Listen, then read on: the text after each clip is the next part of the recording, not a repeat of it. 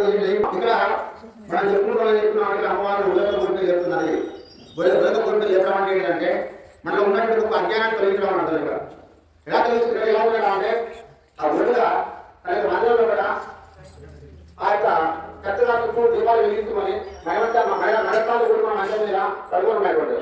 ఆ గుడి ఎలా ఉంది అంటే మేము చెప్తున్నాం. ఆ గుడి ఎలా ఉన్నారంటే స్వామివారి యొక్క పూర్తిగా అనుగ్రహించినటువంటి గుడి వీళ్ళంతా. ఎందుకు అని చెప్తున్నారంటే వాళ్ళ ద్వారా మనకు జ్ఞానం పొందాలి ఉద్దేశం అవ్వాలి. ఏదో మామూలు చెప్పలు లేకపోవడం కాదు.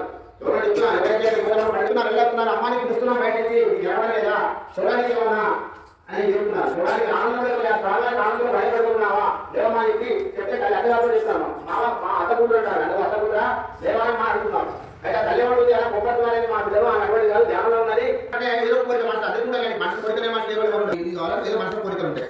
ఆ కోరికలని కాదు మనకు శుద్ధం విలక్కరియ పూర్వం కమలత్తు జనై మేల్ కలులరం మామాన్